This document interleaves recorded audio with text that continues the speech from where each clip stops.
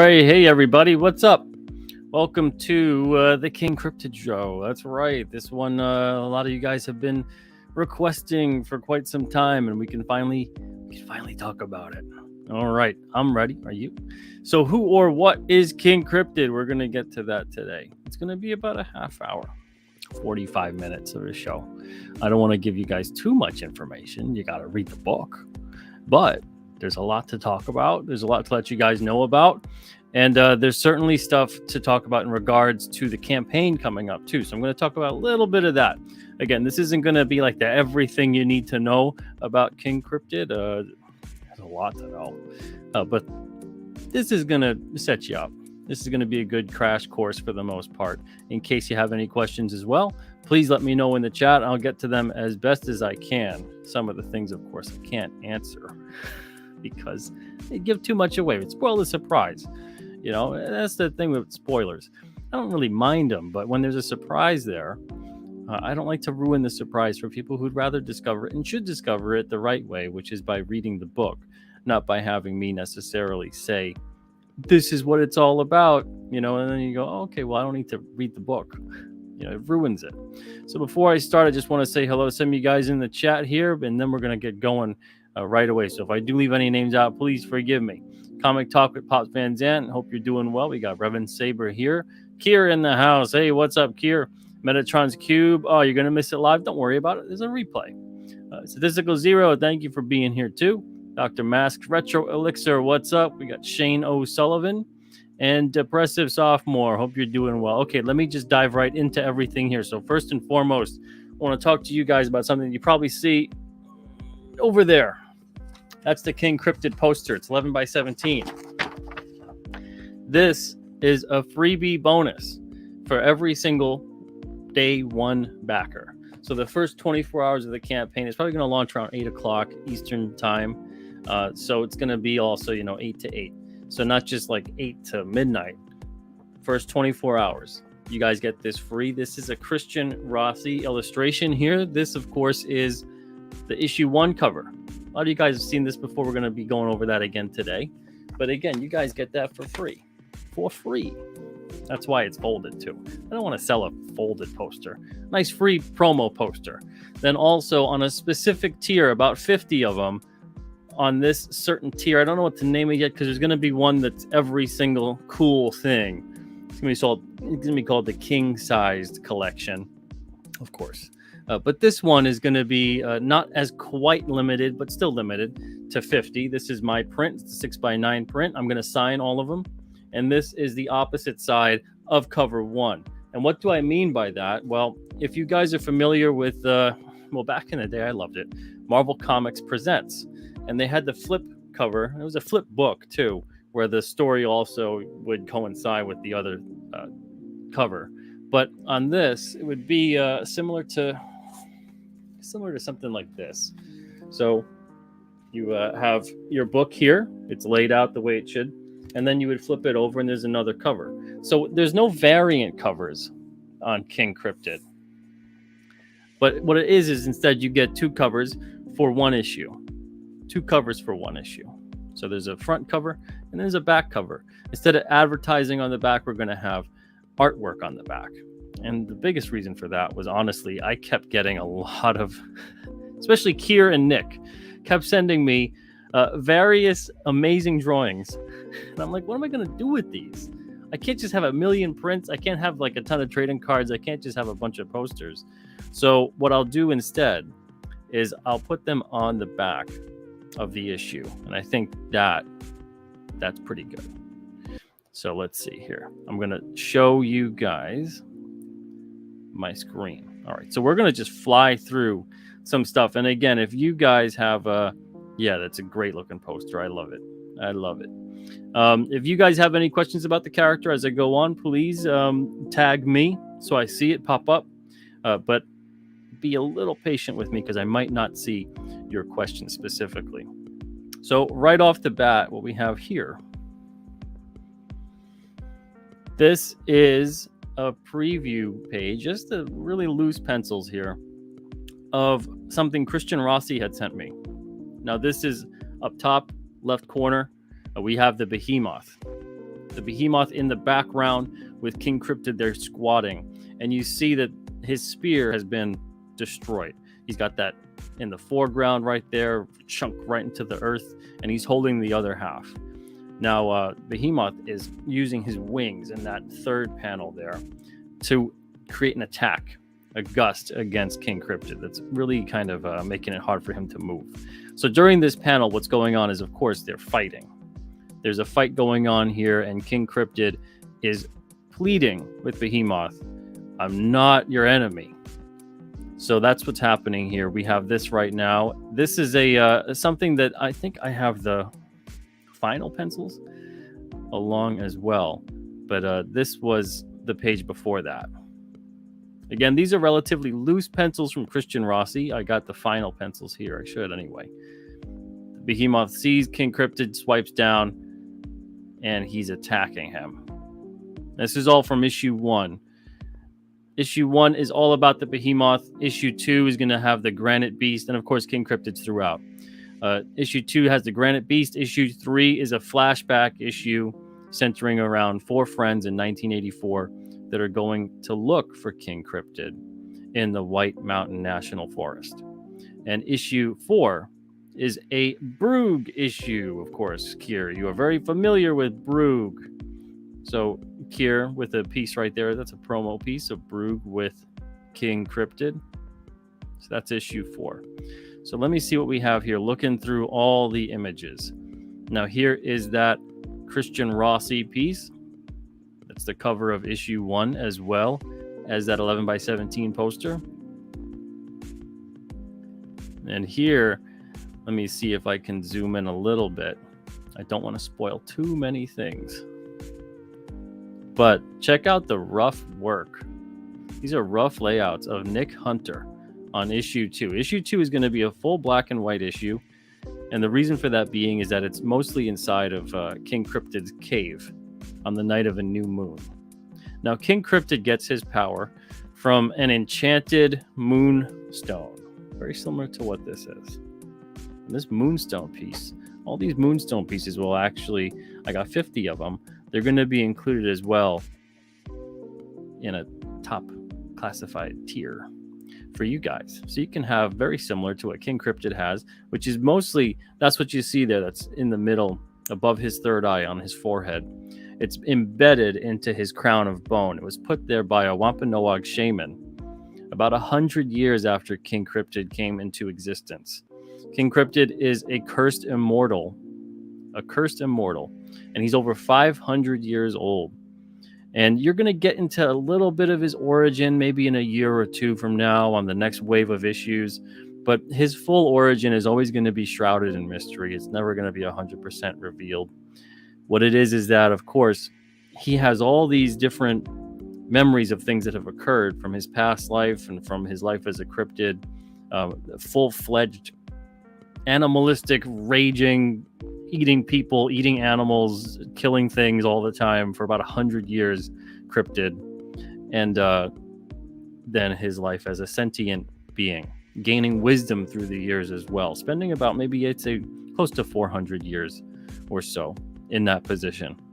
So he's burdened with a tremendous feeling of guilt for the stuff that he was doing at that time when he was 100 years or so as this animal, just killing, devouring, just destroying things. There's a lot of legend about King Cryptid as a creature that is not so nice. So that's why he kind of feels a responsibility in a way to help out mankind and people, especially innocent creatures, innocent people. But he's not too fond of mankind also because he's been around for so long. So here we have him fighting the Granite Beast. The Granite Beast is invading King Cryptid's lair. He thinks it's his home. He claims it to be his home. He's not entirely wrong, but they get into a pretty awful fight.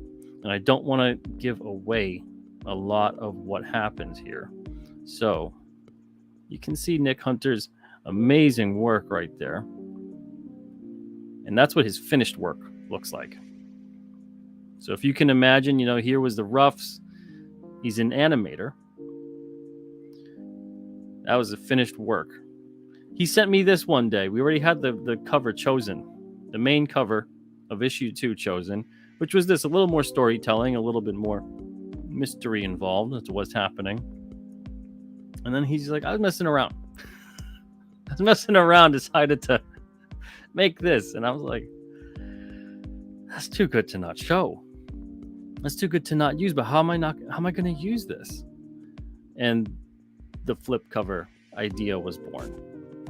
So this is a fantastic image. And Nick is an incredibly talented artist. That everybody on this, the first 4 issues, so talented.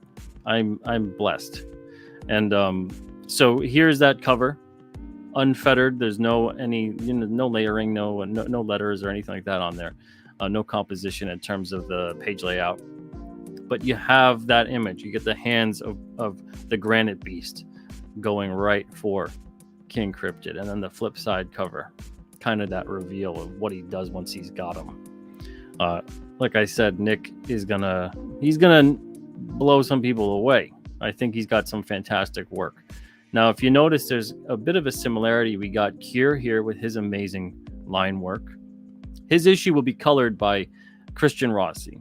The only black and white issue is issue 2, and that's because honestly, even if it was colored, it would just be a lot of gray tones and, some blues and stuff like that here and there. It really wouldn't be a whole lot of color.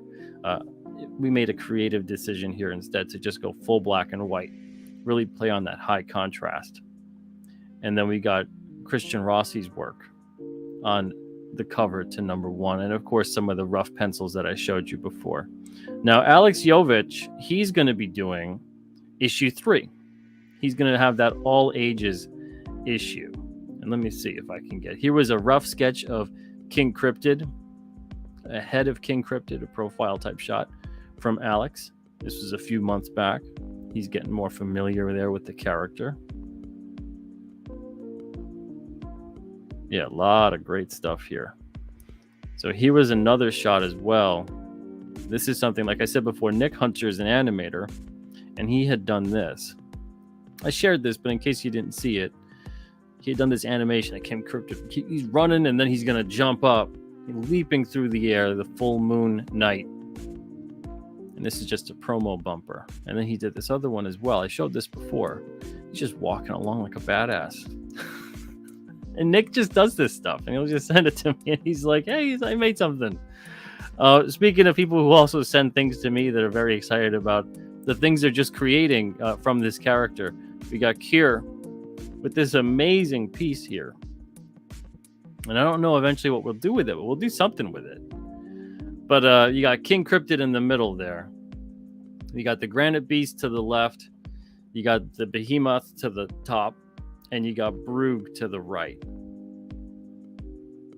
An animated series, Spore Hacker, would be fantastic. I would love to see an animated series with Nick doing the animation. That would be so cool.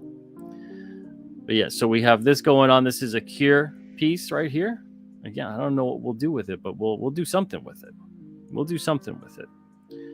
Now, the legend of King Cryptid is something that has been kind of lost to the sands of time. And of course, I don't necessarily mean this is a legend, although it's very strange. But it's not a legend necessarily that I've looked up and I've revamped this legend and I'm doing whatever. King Cryptid is, as far as I know, 100% my own creation. But during the course of looking up a lot of different things about this character, about the world that he's in, I've been really shocked to see how many actual real things tie into the story events here. It's from the names of certain characters all the way down to certain things about different characters and their histories. So, for instance, Brug. Let me go back to the bigger shot on Brug here. Especially that great piece by Kier. Right, so this piece here is by Kier Covington with colors by Christian Rossi. So Brug is a swamp monster that lives in Hockomock Swamp. Hockomock Swamp is a real swamp in Bridgewater, Massachusetts. Now, the Bridgewater Triangle is a paranormal region that, if many are aware of such things, there's a lot that occurs there that has been going on for quite some time. The history of that area is steeped in the Wampanoag culture. There's a lot of Algonquin culture as well. A lot of different Native American stuff has occurred there. So Hockomock, and this is strange because of what Brugh is. Hockomock means place where spirits dwell. Now, it's said to be a swamp that's filled with spirits of the dead. Brugh, when I created him, man, the first appearance of Brugh is on the cover of It Came Out on a Wednesday, number 15. But as I created and developed the character more fully and gave it a backstory, I knew I wanted to put it in Hockomock Swamp. I knew I wanted to put it in the Bridgewater Triangle. I didn't research that area quite just yet, but I had decided that Brugh was going to be composed of dead and decomposing, failed cryptid experiments. And that what keeps Brugh essentially alive and has mutated this swamp is those dead beings that have been genetically manipulated and mutated and engineered to be these monstrosities, these abominations of nature and science. And a certain seedy company is doing this stuff. And they're dumping these dead cryptids into the swamp, and it's given birth to Brugh. Now, you find out about that kind of stuff in issue 4 as you read on. It's not really a spoiler kind of thing, but it was interesting to me when I went and did research on Hockomock that the whole place is kind of like that.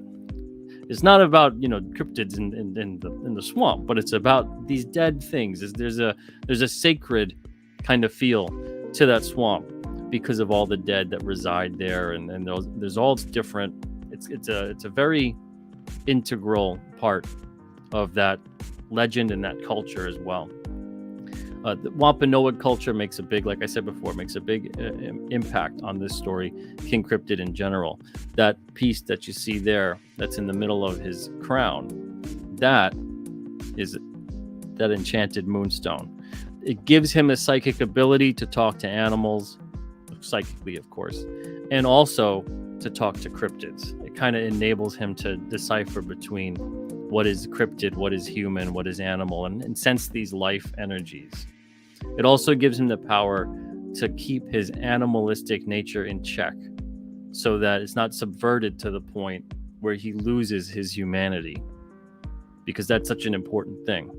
Now, the issue where Nick is drawing, the reason that it's such an important thing.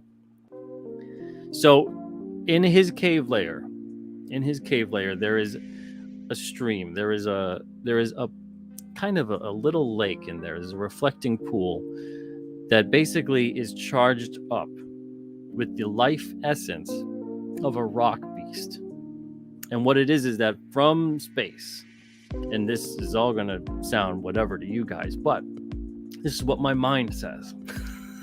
In space, a living meteor crashes into the side of a mountain and creates this cavern, this cave that King Cryptid eventually resides in. And this happened eons ago. And what it is that this living meteor bonded with the rock that was inside of this granite cave. It created all kinds of life from it, called rock beasts. The granite beast here that's after King Cryptid, this is his ancestral home. So he wants it back. He thinks King Cryptid has invaded it, and he's found it finally, and he wants it back from him.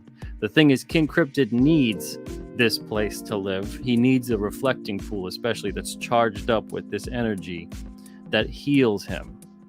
On a night of a full moon, King Cryptid is nearly powerless. His moonstone is charged from the moonbeams. So when it's the full moon, he's at his most powerful. As the phases of the moon ebb and flow, so does the power of King Cryptid. Now, on a new moon, because there's no moon to recharge him, he's got very little power. And on this night, he's his most vulnerable. And this is when the Granite Beast is striking. So King Cryptid is really in for it with this issue.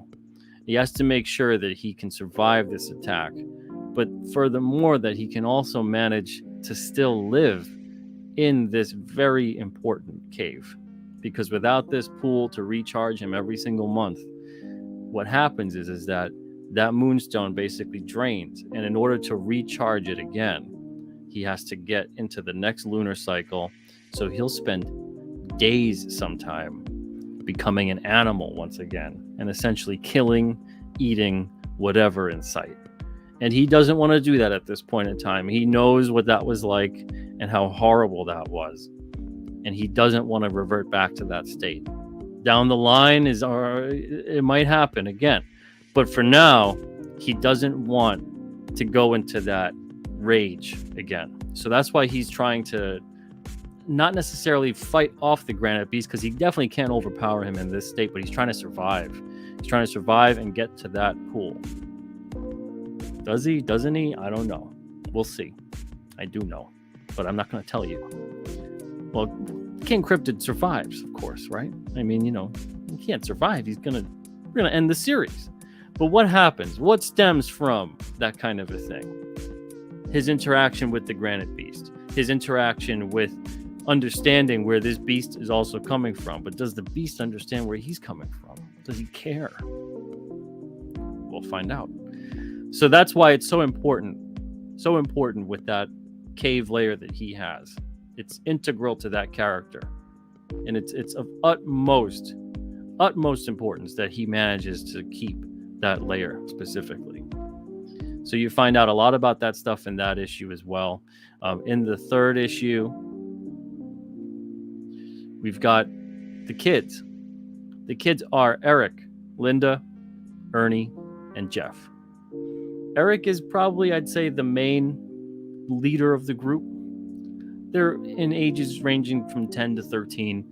Jeff is Eric's little brother, and he's a little brat. Alex Jovich brings this issue to life. It's going to be in full color. I know a lot of the stuff I'm showing you today is black and white, but it's going to be in full color. The only black and white issue is going to be issue 2. Now, with the kids, what happens is that we open up on a flashback sequence of someone that's looking through files of the area and comes across a King Cryptid footprint, and it leads them down memory lane of sorts to this day, September in 1984, where him and his friends, we don't necessarily know exactly who at first, him and his friends go out and they're trying to find King Cryptid, and they're just doing what friends do. They're having fun, especially in the 80s. They're having fun, and they're going out and exploring the world. Of course, they've told each other that they're spending time at this person's house and that person's house, and the parents think that everything is they're not going anywhere, right? They're fine. They're at this person's house, and they're over at the other friend's house. Well, the kids go off, and they wander off for the night, and they try to find King Cryptid. So on this night, there's a lot of stuff that occurs that plays into the future of all 4 of these kids, because we touch base with their lives eventually throughout this series. They all become major players throughout the series later on. This lays the groundwork for that. This isn't like a throwaway issue that's just, it's just a bunch of kids and a flashback. Oh, it's set in 84, so there's going to be a lot of 80s references. Not really. Not overtly anyway. Maybe in terms of clothes, in terms of technology, but not like every single thing. I think at one point the most obvious reference is Jeff, who is a skeptic. He thinks he's older than he is. He's 10 years old, but he's one of these, wisecracking 10-year-olds. He tells his friends, I think you guys read too many comic books and have seen Ghostbusters too many times. He doesn't believe in any of it, but he's got to tag along. He's got to be there for 2 reasons. 1, because he's Eric's little brother, and then 2, because of the fact that he just wants to laugh at his friends when they're wrong. And he's so sure that his friends are wasting time, and they're just buying into all this nonsense about cryptids and ghosts and paranormal stuff and aliens and all this other thing. And he wants to be there to laugh in their face when they're wrong. So that's why he's mostly there for that. But we find out throughout the course of this issue that there's a bunch of different things that occur that have a major impact on not only their lives, but also then the life of King Cryptid, and a lot of different things throughout the course of what we call now present day in the book. A lot of different things occur because of what happened this night, specifically this night. So it's not one of these kind of throwaway issues. It is an all ages issue, but it's not an issue that you're just like, oh, yeah, whatever. It's for kids. Pete threw this one in there for the kids. It's not going to be treated as a for the kids issue. I would consider King Cryptid to be, honestly, with the comics I grew up with, an all ages series. But nowadays, people define all ages and teen and mature in a whole different way. This issue will be marked as all ages, issue 3, but the King Cryptid series is mostly like appropriate for 12 and over. It's never going to realm into the mature range of having necessarily overt nudity or strong language and things like that. If there is strong language at some point in time, we're going to put the little symbols the way they used to do in comics to express that kind of stuff. But it's never going to be that kind of gratuity in terms of violence, sexuality, language. But even when we have King Cryptid, eventually, I'm sure there's going to be a time where he does not manage to get back to that cave layer, and he spends the next day or so in an animalistic state. I'm sure, we're going to get an artist who's capable enough to make sure that even though the scenes are violent and possibly bloody, that they're not gratuitously so. But yeah, so this issue, some people have compared it, when I've described it, they've compared it to like Goonies, Monster Squad. It has that kind of vibe. I see someone in the chat says Stand By Me, that kind of vibe. But not necessarily in terms of the plot, but in terms of the feel and the camaraderie, I think, between the friend group. That's for sure. So here we have the first appearance of the Granite Beast. It came out on a Wednesday, number 7. I've been laying Easter eggs for quite some time now. I think this is 3 years ago, maybe longer. So that's the first technical appearance of the Granite Beast, was inside of this cave. Now, obviously, there wasn't that big of a backstory for this character, but I knew that I would do something sometime down the line with this character, and of course with Brugge, who was on the cover of number 15.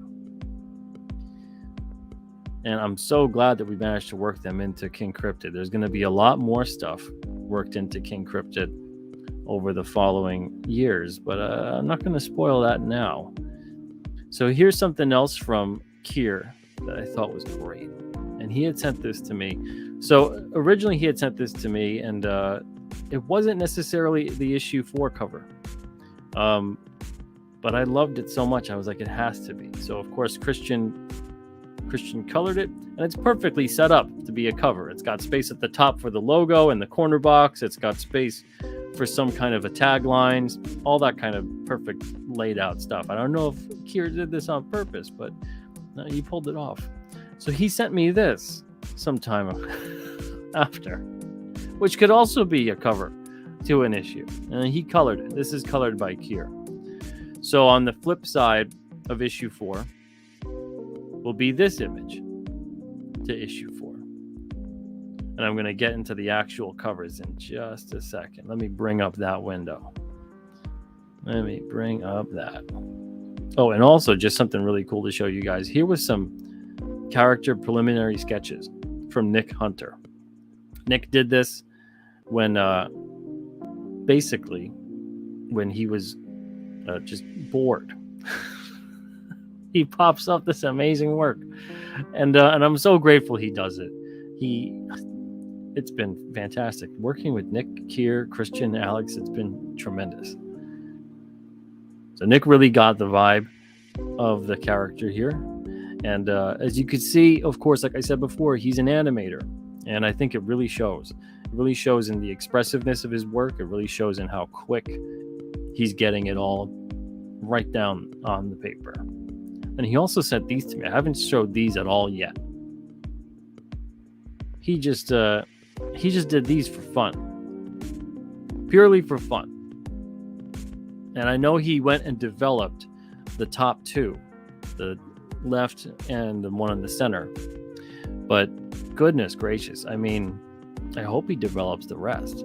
I hope he's considering as well. I hope all the artists on King Cryptid are going to consider actually selling some originals as part of our campaign. I think people would really love that. But yeah, really, really awesome stuff. And also, I'm going to get to all the questions too that you guys have in the chat. I'm going to transition over now to, let me see. Oh, I want to show this before we as well. This is great. So Kier had showed me this. And I said, are you kidding me? Because I wanted the first time that King Cryptid encounters Brew, I wanted it to be basically this scene. I didn't write it for him yet, but I wanted it to basically be this scene as a 2-page splash. And he just sends this one day. Kier, are you in the chat? He just sends this to me one day. And I can't believe it. I was like, I was literally going to write that scene and you created it already. I was like, please tell me. I was like, it looks like it's actually an appropriate size. Please tell me this is actually a 2-page spread that we could use it. And he's like, yeah, it is. I was like, well, you just finished 2 pages. So there's this whole scene of when, before you know it, Brug emerges out of the swamp. And King Crypt is just like, what on earth? He's readying himself and he doesn't even know how. There's a distance between the two. Brug is huge. He's huge and he can actually get really big, but he's confined to the swamp. So what it is that obviously if you can get close enough, to him, he's going to get you. But if you get further away, he can only grow so large because he can use the entirety of that swamp to create longer limbs, to create bigger hands, to just grow in size. But he's confined to it. So he can't leave it necessarily. But still, there's something that occurs in this issue where they have to be at that swamp. They have to be there. So what happens, of course, is that these two square off. And it's a pretty vicious fight. And King Cryptid, man, oh man, I think this is one where he's definitely outmatched. All right, so I'm gonna take down this screen here and I'm gonna bring up the one with the cover images just so I could show you guys. Let's take that down. And before I do that, oh, there's the music. I was wondering where that was. The music must have went away when I was sharing the screen. I wonder why. The pre-launch page to sign up for that is pinned to the top of the chat. It's also in the description of the show in case you guys want to do that. We're getting close to 300 signups. Once we get to 500 signups, I'm going to actually announce a bonus for you guys. Every backer that signed up is going to get a bonus item. But we got to reach 500. Let's see. Dr. Mask asks, are these self-contained stories? Yes, they are. They're all self-contained, but there's an overarching plot throughout all of them. And there's going to be editor's notes and things like that and specific times to catch you up with certain plot points. So you can reference the other issue or go find the previous issue. But they are all self-contained stories. Every now and then, if we do have a 2 or 3 parter, it'll be announced on the issue, of course. So it'll be the name of whatever's occurring in part 1 of 2 or part 1 of 3 or whatever that is. This way you know when it actually is a mini-series type story, a story arc contained within it. But I'd say 90% of the issues are self-contained. And because of that, too, on the campaign, we're actually going to have the ability to pick and choose the issues you want. So maybe you don't just want to get the first 4, even though, you should. Why not? Maybe just issue 2 looks really good to you. And you're like, I'll get issue 2 and then I'll get the rest later on. You could do that right on the campaign. And you won't get lost either. Because the characterization is going to be so strong, you're going to be able to understand and know who's who, what's what, and within the realm of the issue and in that particular story, what's occurring. So you don't need this big, well, this is what happened before and this is the who's who and all this other kind of stuff. You don't need that right off the bat. You just can dive right into the story and enjoy what's happening within the realm of the story. I always love that about the comics I grew up with, and that's what I really want to do with this series as well. This series is everything I've ever loved all in one shot. It's got the superhero aspect of comics. It's got the horror that I used to love as a kid and I still love. It's got a lot of the unknown. I've always been a fan and and a very, very curious about all things unknown, whether it's paranormal, supernatural, outer space, whatever it may be. When I was a kid, I read through all those Time Life books. Between that and comics, rotted my brain. But that was what I always wanted to look into and create as far as the story goes. I know I created The Chair, which was very grounded. It's closer to like a Twilight Zone kind of story in terms of the vibe of that. But it was never something that I absolutely I have to tell this story. The Chair was a story I wanted to tell. Whereas King Cryptid is a story I have to tell. I have to tell this story. And I have enough stories and enough ideas. Do I even have my phone over here? Yes, I do. I keep them all. I keep writing down ideas in my phone. Let me show a little bit of that. So, all right, let me see. So there's a lot of ideas here. And then I have another one filled out. So there's a lot of ideas for a very, very, very long time. I've got a lot of ideas. I'm always thinking of ideas. I've got at least 50 or so already, and I've got about 20 issues outlined. Every year I want to do 4 issues. Every year is going to be a campaign for 4 issues. So I've got a lot of stories here to tell. And this is the ground floor of all of it. This isn't like, 4 issues and then we're done, or 4 issues and then it's just one story arc and then on to the next story arc whenever, and then maybe another story, and then maybe I'm done. This is literally, it's an episodic format for this series, and with very few story arcs that are just mini-series style.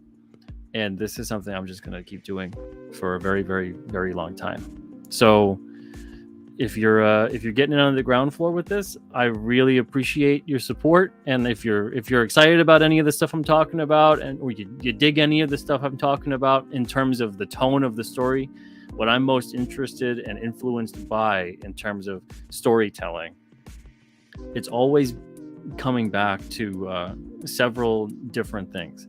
It's always coming back to the way Batman stories were told in the 70s and 80s. X-Men stories, same time period, 70s and 80s, and Spider-Man in like the 80s and 90s. And so comic book wise, it's kind of tonally in that range, with obviously a sprinkling of like Swamp Thing and stuff like that. That's just tonally. It's nothing really like any of those. It's a little bit here and there and whatever. You can pick and choose similarities. I think everything you could do that. But I can't say that, oh, well, King Cryptid is like, if you took this and you took that and you took that, you'd have this. You'd need to take like 50 different things for me to actually feel like, okay, well, now you're getting close. So I'm never going to be sitting here and describing it as, well, if you took Batman and then you crossed him with the Swamp Thing and then you put like Lion-O in there and then you took RoboCop and then you'd have something that's very confusing, I think, as an explanation to people.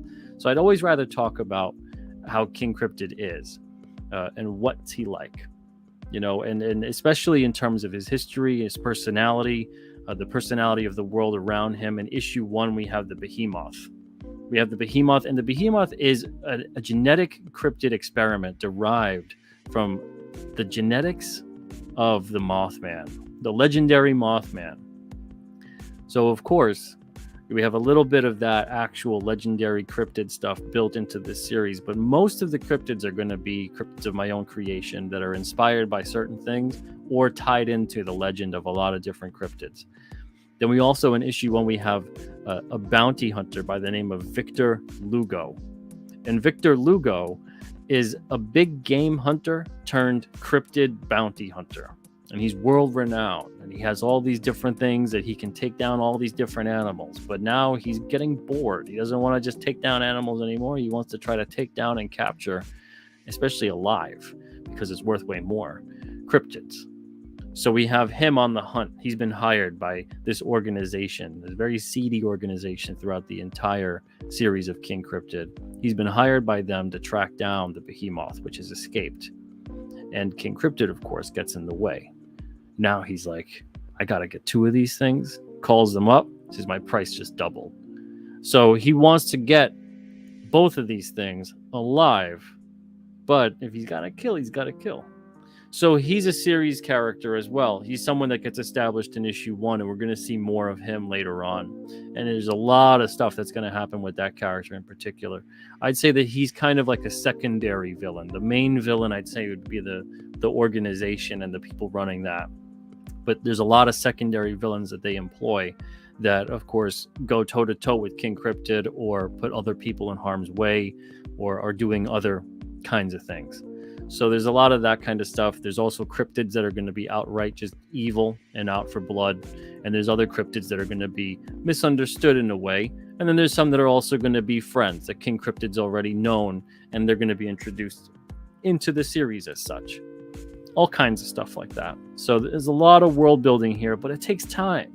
It takes time because what I see so much as a publisher in particular, and let me get up that those cover files for you guys. And I also want to show you guys one other thing too that I haven't shown to anyone other than the people in the Alterna Comics room.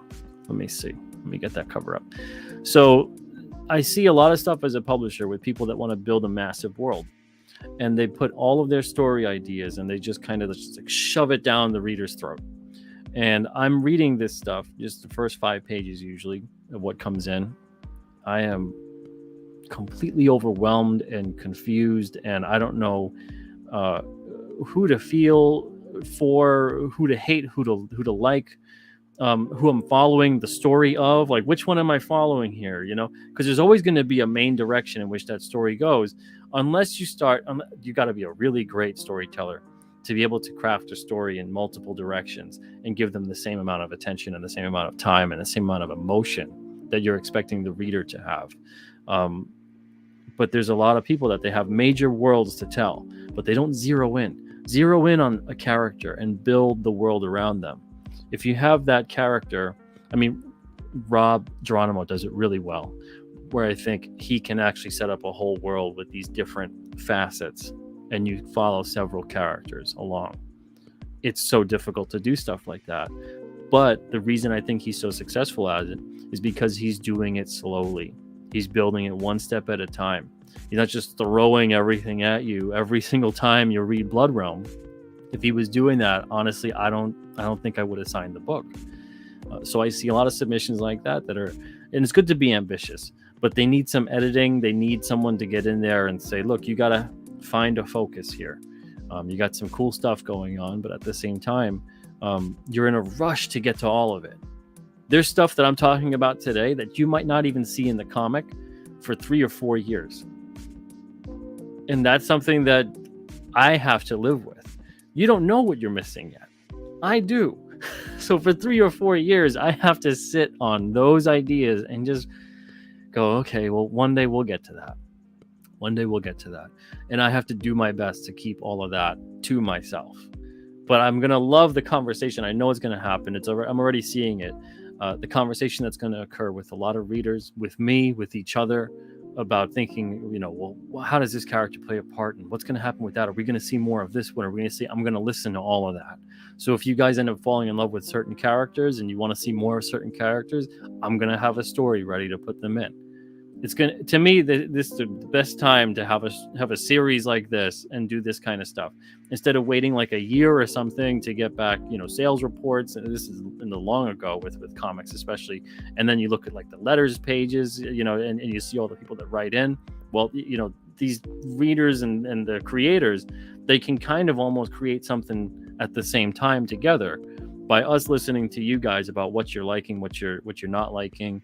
What kind of characters you're really digging, where you're thinking along a certain path on the way the series is going. And in a way, the creators can kind of do a tit for tat sort of thing. All right, so let's see. Shane says those rough layouts look awesome. I agree.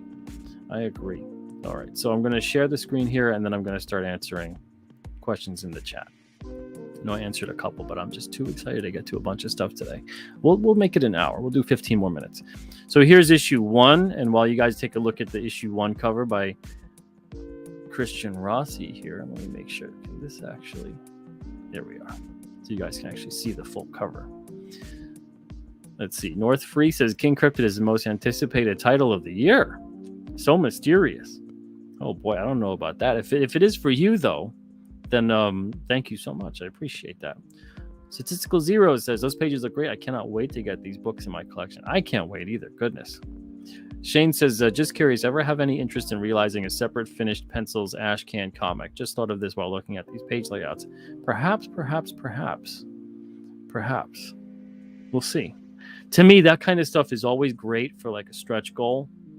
Even like a who's who guide on the characters. Once we have enough, I don't think that a who's who is going to be something on this first 4-issue campaign. I think that's something for maybe year 2 or year 3, when we have maybe 20 to 30 characters in there to talk about. But in terms of an ash can, just a straight up black and white, and extras like a supplemental where you can see character sketches like some of the stuff that I've showed today, that's definitely something I'm considering strongly for having as a stretch goal bonus. But we'll see. I think that people would dig that kind of stuff. Something else that I'm also going to have as part of the perk packages is, and a lot of people have asked, is my scripts. So you guys can actually see what one of my scripts looks like when and I do them differently than most people. When I'm lettering it, it's very, I would hate to say now the Marvel method, because that's going to send a lot of people down a whole other road. But it is very much in the way of, I'm relaying the story, I'm relaying the scene breakdown. Some stuff I'm relaying things very specifically, in terms of, I'll give dialogue, I'll give direction in terms of emotion on the character, or zoom in, zoom out, whatever it may be. But most of it is just the story and the scene description, telling it as if it's just a story I'm relaying to you. And then I let the artist go with it. And then they lay it out, and then we communicate back. Okay, does this look right? Does this look right? And so far, it's been working out fantastically. I don't have the dialogue on the issue. I don't do a lot of scene direction and constant like minutia to the artist. I let the artist do what I've hired them to do, which is to do their job to the best of their ability. And I think that they can't do that if I'm telling them every little aspect of how to create the page. I don't put like 3 panels and then here's the panel, 5 panels, here's the thing. I did that when I was really starting out with comics and did a full-fledged script, but that's also because I was working with people too who were starting out in comics completely as well. So I felt like I have to be really specific, because if I'm not really specific, I don't know if they're aware that what they're going to have to do. At this point in time, I like working with people, with artists who really know the aspects of storytelling in comic format, and have that gist of, okay, I'm telling you the story. Here's the setup. Here's the fight. Here's how it starts. Here's how it ends. Pick, what you think is best to show in that moment and put that on the page, and break that up however you want. If I say it's a splash page, then we do a splash page. Other than that, everything else is up to the artist on how they want to lay it out. So I think it'd be interesting to put my scripts in there as a perk package as well, in with the books and things like that, for anyone who's interested in seeing how I lay out my scripts. Other than that, when it comes to dialogue and finalization of all that, because I letter it, I actually put all that stuff in there. That's just for me at the end. So I'll go in there, and maybe the artist comes in and it's a scene I thought would have been dialogue heavy, and the artist did an amazing job, and it would be a shame to put all that dialogue in there. So I axe a lot of that. Nothing is sacred like that to me in terms of what I'm doing. It's more about what is the best thing for the book, for the scene, for the panel. And then we do that. Because otherwise it just turns into this kind of, and I see it in a lot of modern comics, it turns into a very disjointed thing where the art and the writing, it feels like 2 separate things, and then like a third party slapped it all together and then sent it out, and there's no perfect marriage of the two. And it feels like that character is saying something that should be an exclamation, and there's no emotion on the face of that character in the art. Stuff like that. We're not going to have anything like that in King Cryptid. It's going to feel very seamless. And I think that's how it should be. I think that's how the best comics ever. I think that's how they pulled it off too. Let's see here. So North Free says 1 to 2 year reveal. Wise man, Pete, keep us drooling for more. Well, there's going to be some reveals that are 5 to 6 years down the road, and I already know them now. But I'm going to work the build up, if you can believe it. Let's see. Yeah, I know, right? Yeah, they mess around, and it just they make these gorgeous pieces of work. Seriously, yeah, that'd be fantastic to see an animated series or movie with Nick's work. Yeah, Christian's doing a great job with the colors. Absolutely great. Very, very good stuff. Let's see. North Free says King Cryptid is supernatural Aquaman. To me, Cryptids. That's great. I'm sure at one point in time, there's going to be a scene or something along those kinds of lines. Man, that's funny. Let's see. We've got any questions here. I want to make sure I'm not missing any of them as I go through. Let's see. Pete took the right notes from Marvel for how to build a universe patiently. You have to. You can't do a whole line all at once. You can't do all the characters all at once. You can't do their whole histories all at once. And I see so much of that. Everyone's rushing to tell the story they want to tell. And I get that. I understand that feeling in full. But that's not how you want to do it.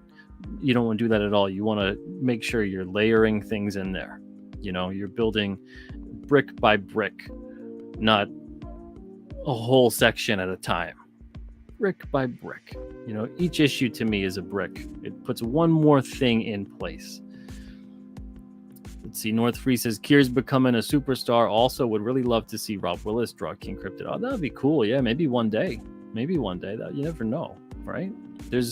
I want to have every issue, for the most part, have a different artist. Now, there's going to be something too where I listen to you guys as well on what artists you're really digging and who you're enjoying.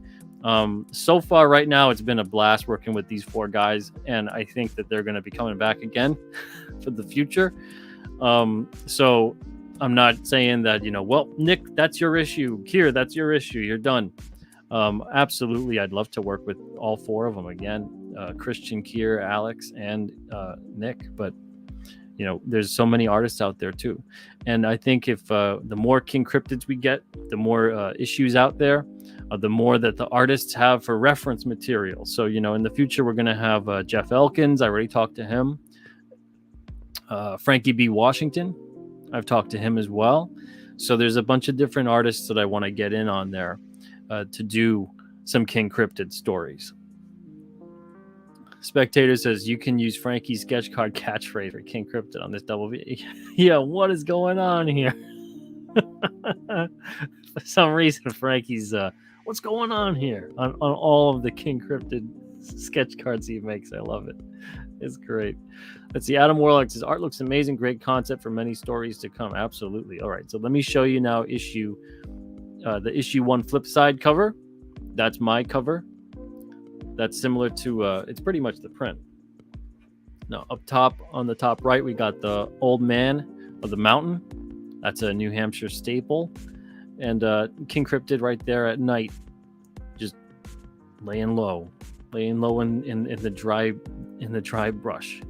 And it says classified cryptid cover up. All right, so it's basically like we're treating each cover side like it's truly the cover. So for the $25, that's going to be probably the perk a lot of people get, I'd say. I'm looking at most crowdfunding campaigns. 25 is pretty much it. You would get 2 copies of every issue. So you would get 8 issues total. That's basically you're getting 2 issues because of the fact that 1, I'm signing 1 set, and the other set you can have as your reader copy, or you can have as your display copy, or however you want to have it. But they have 2 covers on each issue, and it's the same issue. You get both covers. But if you want to display a certain one, if you want to look at a certain one, if you want to just read a certain one, put the other one away, you can do that. So you get 2 copies of each one. Then you also get a couple of bonus extras as well. I'm going to go into the bonus extras when we actually launch the campaign. But there's also then another tier at 50 and then another tier at 100. I'm also going to have art commissions on here from myself. I'm going to see if there's other artists that are working on this that want to get involved too. I guarantee they will. I can't imagine them not. Kier, most likely, yes. And I'm guessing it might be tough for Alex to do it because where he lives. But I'd be guessing that Nick, maybe, and Christian, yes.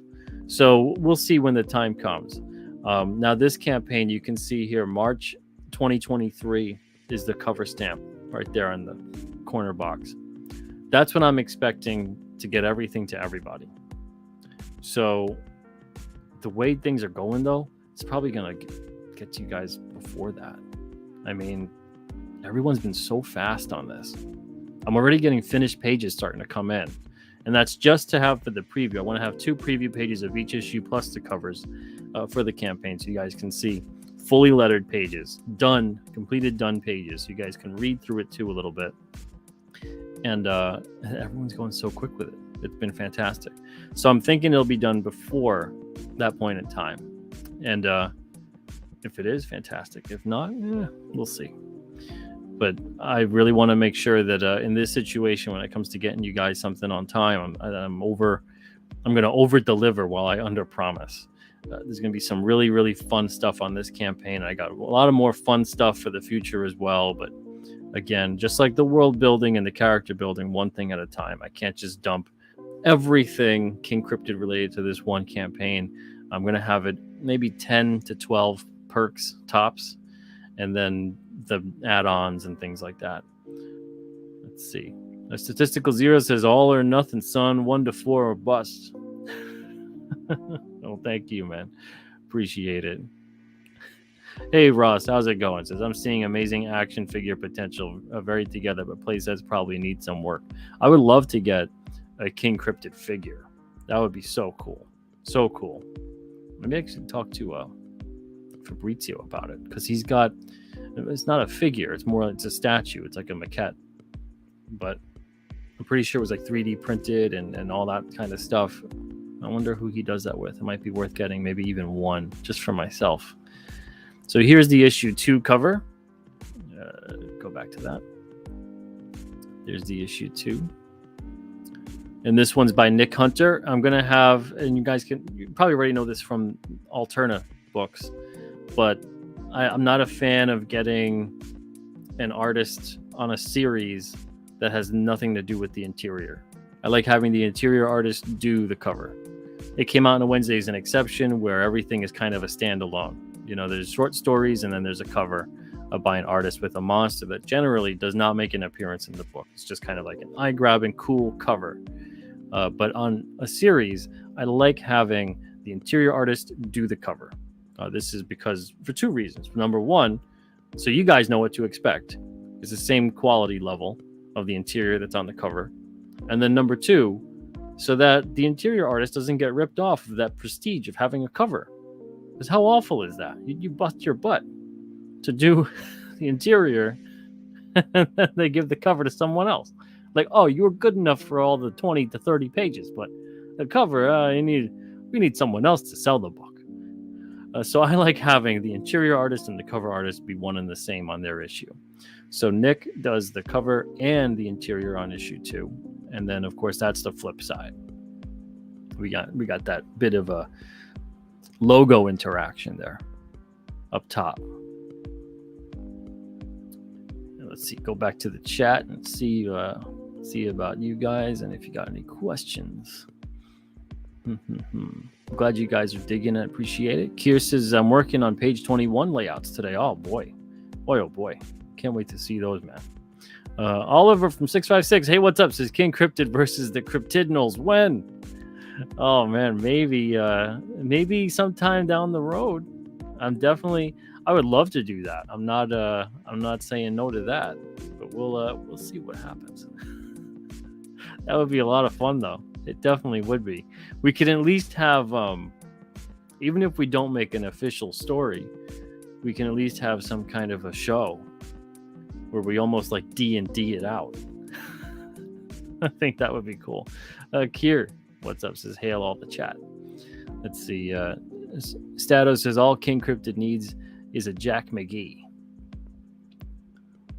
Let's see here. We have a couple other people. Any questions? I want to make sure I'm not skipping any questions. If I did miss your question, please be very annoying about it and make sure keep putting it in there. Keep putting it in there so I see it if I have not answered it yet. Let's see. Stato says, this is the kind of enthusiasm that keeps me not only drawing, but reading comics too. Well, thank you, man. I mean, I can't not be enthusiastic about this. I seriously, I'm head over heels obsessed with this character and its world. It's been brewing now for like 2 to 3 years with all these little things here and there. And I'm like, I'm going to do this kind of a story. This is the stuff I love. I want to make sure it's all about something I'm really into. And this way I can just bring everything into this world. Everything funnels down into the world of King Cryptid. I don't need to have like this one and then this one and then that other title and, you know, make a weird universe where you got to go and hunt whatever. I can bring everything into one book, you know, almost like if someone had mentioned Marvel Universe. Imagine if the Marvel Universe was one book called like Marvel Universe, and just that was it. There was no other book you needed. It was just that book. And every single issue had all kinds of things going on, all these different other things. It's kind of that mentality. And at Alterna, every single series is its own universe. So maybe we see a crossover, maybe we don't. Probably not, to be perfectly honest. But could we do a crossover in other fun ways? You know, could there be a poster or a print or something along those lines, or like a one panel trading card type thing? That could be cool, you know. But in terms of stories and everything, everyone I think is best when you focus on your own world. And if the fans, if the readers, you guys want to actually create some kind of linking of whatever together, I think that's kind of fun. But in terms of the stories themselves and the books themselves, I think they start to get out of hand once you have all that sort of stuff.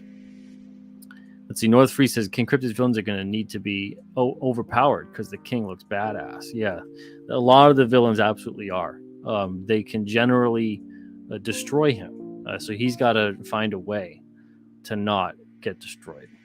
And I think that's the funnest part about a lot of those books, right? You know, you get all these kinds of, and it's like life. You know, there's all these different hurdles we face that feel like, man, this is the one that takes me out. You know, this is the one that I can't overcome. And lo and behold, you dig deep and you overcome. And I think it's a lot of stuff like this with storytelling that kind of theme transcends. And I think that's where we find what's relatable with stories. That's what we find inspiration from characters. It's not about, you know, King Cryptid doesn't look like anyone I know.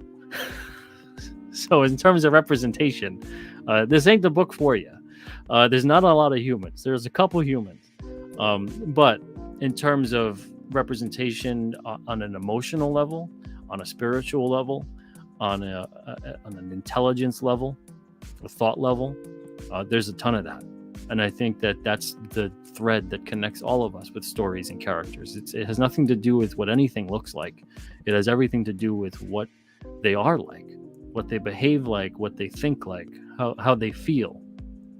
I think it's all that stuff that you watch a certain scene or you read a certain page or, you know, you listen to a certain song and all of a sudden the room gets a little dustier and you get a lump in your throat and it feels like, man, I get that.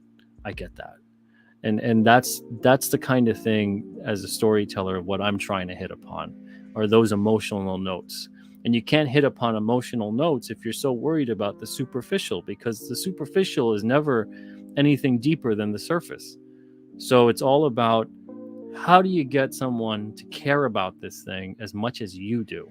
Now, is everyone going to care about it? No, absolutely not. And that's part of being a creator too, that I think a lot of people have to get used to, is that something you create with all your heart, all your soul, there's going to still be people out there that not only don't care for it, but some who just outright don't like it, don't want to like it, maybe even hate it. You got to be okay with that, because I guarantee there's going to be even more people who actually do love it and care about it, and it means something to them. So cling on more towards that side of understanding you're creating something, you're getting it out there, and hopefully it impacts people in a positive way. As a storyteller, that's all I can hope for, is that what I'm creating resonates. And if it does, great. If it doesn't, you move on. That's all you could really do.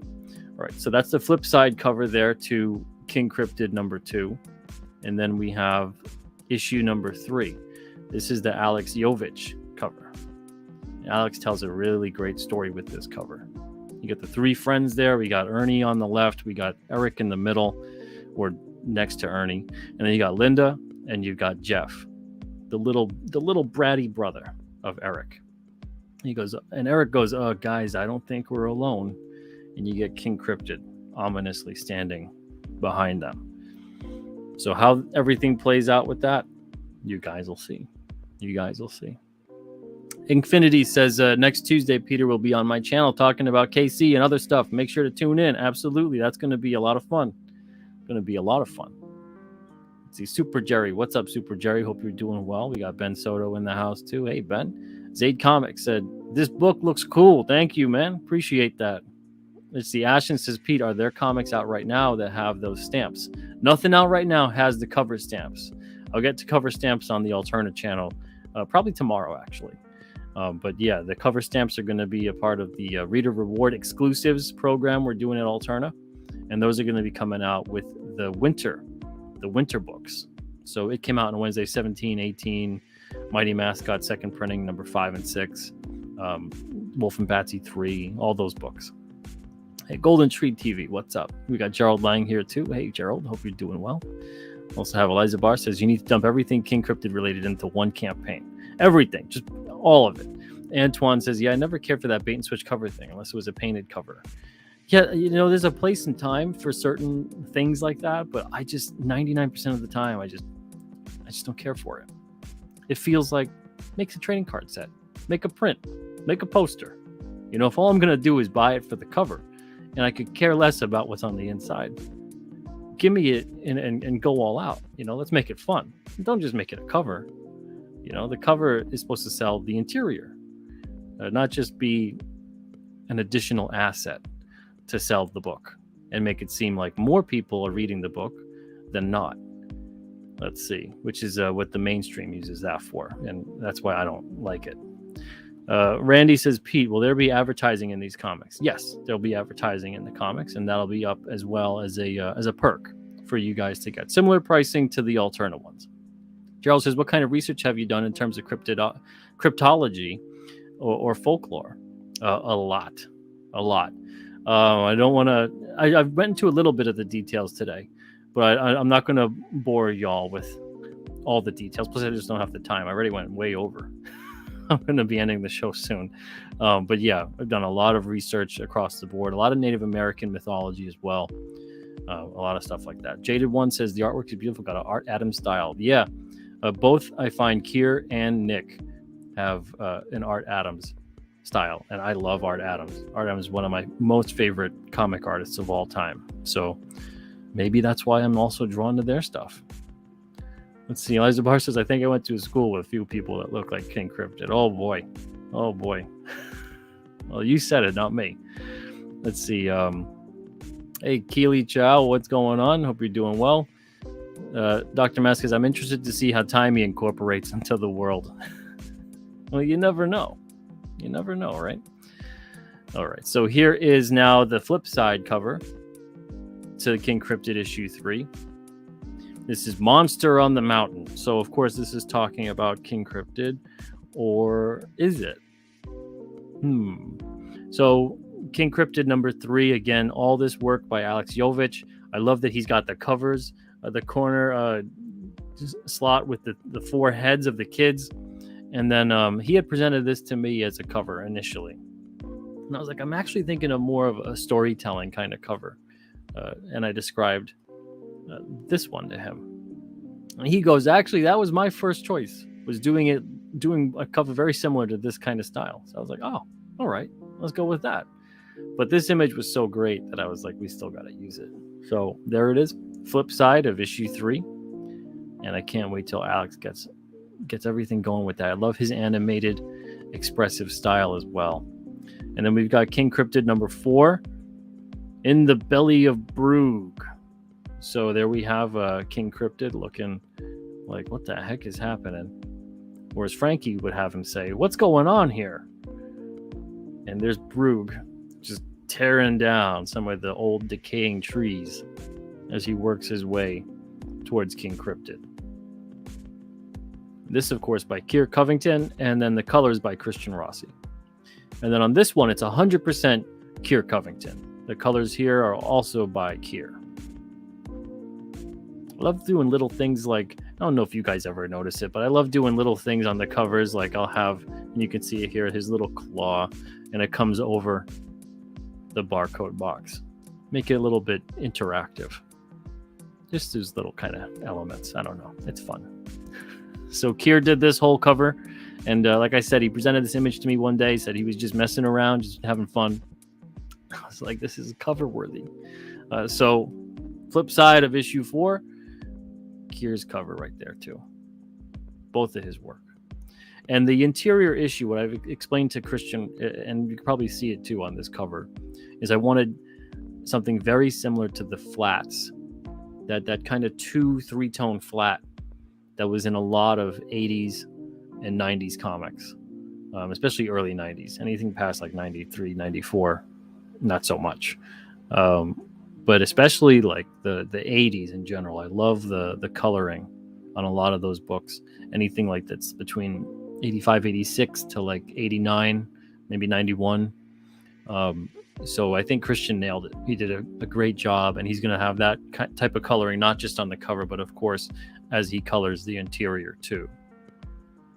And Christian Rossi, in case you guys don't know, I mean, he did the art for Trespasser, and this is just an Alterna, Trespasser, Voidwalker, the short-lived Rad Rose series, and then, of course, now King Cryptid. So there you go. But North Free says, Brugge, classic monster name. Absolutely. You know, it's like Bog. It's like Brood. You know, it's you combine the two things. Because that's kind of like what he is. It's kind of like the two things, you know. Because the brood that's inside of him in terms of what's been breeding accidentally. Antoine says, I see McFarlane and Adams in Kiersworth. I think that's honestly 100% correct. That's what I've noticed too. Absolutely. It reminds me a lot of McFarlane's work on the Hulk. So it's good stuff. And I always loved Art Adams's Hulk as well. But yeah, so that's it for today. That's all I'm going to get into. There's so much more to talk about, but I don't have enough time to talk about it. And I'm going to have to go because I got to go to the post office. So thank you guys so much. I'll be talking about a bunch of other stuff tomorrow on the Alterna channel. We'll have a Fan Friday there. And just to answer your questions, yeah, that was it. As far as I know, Kaputski. It's a big, it's a disappointment. And that's as far as I'll talk about it. It's disappointing. But King Cryptid it has a lot of issues to go. And the first 4, we have that campaign launching May 25th. And before I go, I will just share that right here. The spring pre-launch campaign, of course, is also up. But this campaign is up too. We have the King Cryptid number 1 to 4, A Long Forgotten Legend resurfaces in the White Mountains of New Hampshire, launching May 25th. Sign up to get access to a highly classified secret perk. And like I said before, King Cryptid's like 500 years plus old. So there's a lot of stories to tell. Not necessarily all the stories in order. So it's not like the stories are just from this point on. There's stories I can tell from centuries ago. So 500 years of stories, and it all begins here. In a world full of unknown creatures, King Cryptid stands alone. Cursed as an immortal king, Cryptid has spent centuries trying to unravel the mysteries of the increasingly complicated world around him, meeting many friends and battling many foes along the way. The creative team involved here, of course, I'm the creator and writer and letterer of the series, but it wouldn't be possible without the artwork of Christian Rossi on issue 1, Nick Hunter on issue 2, Alex Jovich on issue 3, and Keir Covington, along with the colors of Christian Rossi on issue 4. Long live the king. So here's a quote from me. It says, anything is possible in the world of King Cryptid with dozens of stories to tell and just as many characters to introduce. I plan on making this series for the rest of my life. 100% true. I seriously hope I am like 80 years old and still writing up King Cryptid stories. And I have a feeling that I'll still have stories to tell. Every time I come up with one, I make two more. It's like the Hydra. Every time I chop off the head of one story, two more grow in its place. And that's kind of what keeps happening, because as everything concludes and winds down, there's events that unfold within the issue where I'm like, I got to revisit this character. I got to talk more about that. I got to dive into this. So all these different things keep spiraling out. When people run out of ideas, I'm just like, you just didn't love what you created enough. I honestly feel that's what's happened. When it's like, oh, I'm burnt out. I got no more ideas on this. Well, unless you're on issue like 200 or 300, you just weren't into it enough. And that's strongly how I feel too, is that if you really love the character, if you really are into it, and it's not just a story to tell, but it's a character and a world to explore, you can tell stories for forever. You know, to use a cliche, that they practically write themselves. So here we have a little bit of art there from Alex and then from Kier. So make sure to sign up for this right now. Again, I'll put the link one more time in the chat. And there you are. So thank you guys so much for joining me today on Who or What is King Cryptid. I hope I answered a little bit of your questions. A little bit of the question of who or what is this guy. I don't want to answer them all. We got to leave a lot of them. It's just the tip of the iceberg, you know, 10% of, okay, I have a better understanding today, but not a full and complete understanding. That's what the issues are for. That's what years and years of issues are going to be for. Antoine, thank you so much, man. I'm happy for you guys, and I hope that you guys actually enjoy what we're creating as much as we're creating it. So thank you guys for giving us the opportunity to do that. It's just a very special time in comics, I think. And I don't know if many people are completely aware of what it is right now, because everyone is so in it. But I think 10 or 15 or 20 years from now, people are going to look back and go, man, that was where a lot of stuff started. I think it's going to be like the early 60s in comics all over again in terms of that creation. People talk about, oh, it's like another Image boom. I don't really know if it is that on that level, because a lot of those characters didn't stand the test of time for one reason or the other. It certainly, Image did fantastic, and they inspire a lot of people, including myself. But I think creatively, because of the fact that you guys enable us to do these things, the sky's the limit. So as long as you guys are digging what we're creating, and I think many of you guys are, really appreciate it, and you guys make it possible. So thank you guys, because seriously, this guy, if he just lives up here and he never gets out, and he never gets into your hands as a comic book with the stories there and everything else, he's not alive. You guys make him alive, not me. I have a crazy idea, and he just speaks through me. But you guys, by being here today, interacting, really digging a lot of the stuff going on, I hope you enjoy the issues. We'll see, because I'm not going to take that for granted either, that just because you're here and digging the hype or the explanation or the art, maybe you get the issue and you're like, oh man, this is disappointing.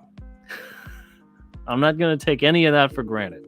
So we're going to keep working hard to entertain you guys, and hopefully, like I said before, drive home that emotional thread that I think ties all of us together. It's not about the surface. It's not about anything. It's about who we are deeper than that. Hopefully this book makes you think, makes you feel, and keeps you coming back for the next issue. So thank you guys so much. I'll talk to you guys tomorrow. It's a Fan Friday on the Alterna channel. And then Saturday is an Alterna art auction. So see you guys hopefully for both. Thank you all, and have a wonderful day.